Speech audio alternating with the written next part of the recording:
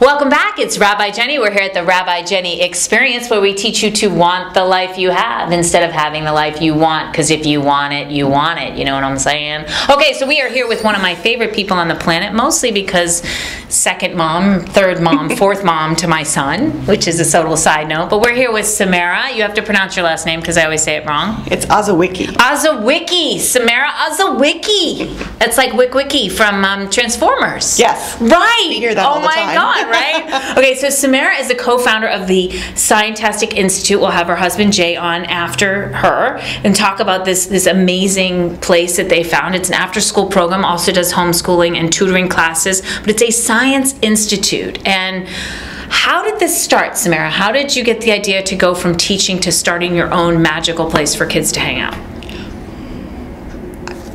Go ahead. Well, we're both scientists by trade and education, and as it so happens, we fell into education as part of it. We both worked as teachers in the public school system, and we wanted to be able to do more for these kids because we're on a great time limit in the schools to be able to give the kids the opportunity to really explore the science and the experimentation that they can do.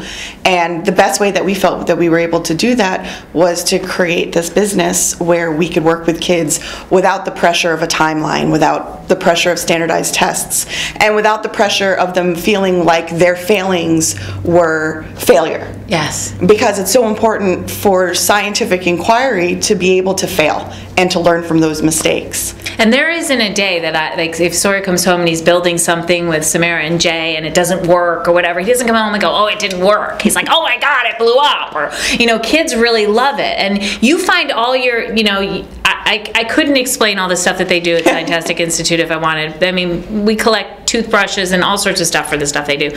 But where do you get your, like, do you just do research? Where do you get your ideas for the activities that you do with these kids? I mean, do you just let your creativity flow, or?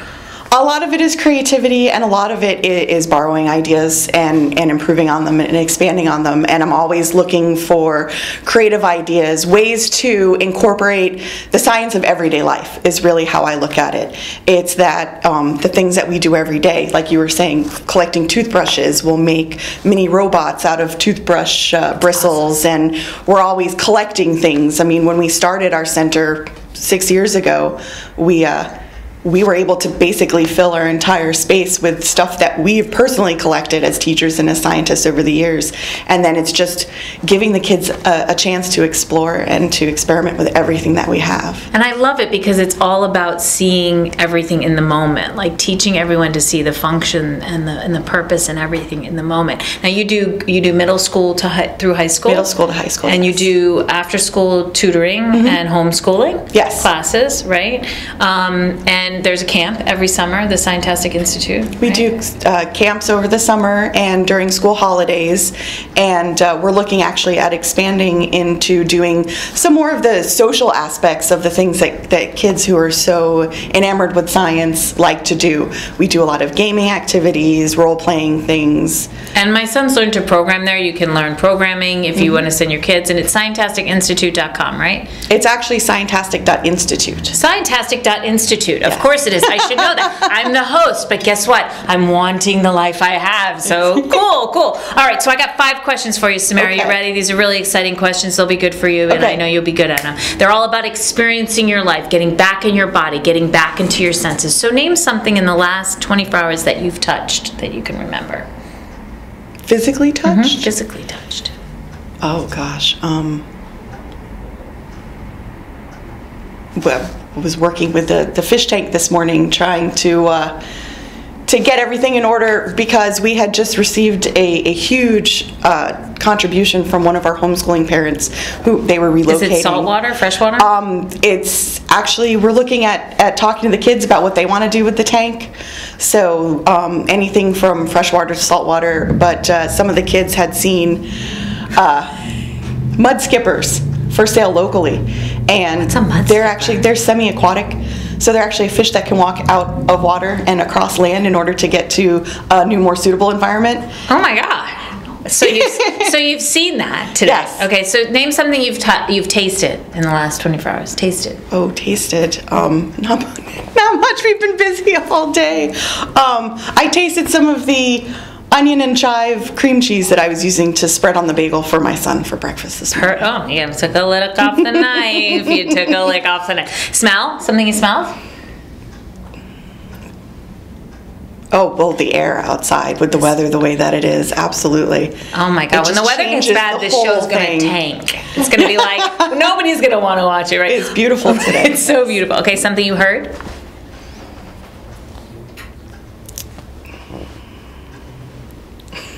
The silence. Right I know, it is. I'm terrible at this. Music? Nature? I can't even think. I know, it was so Laughter? quiet today. I did hear, well, I heard some arguing today. We had a group of students here that actually happen to be siblings as well. And they find it very challenging to work together in a small area.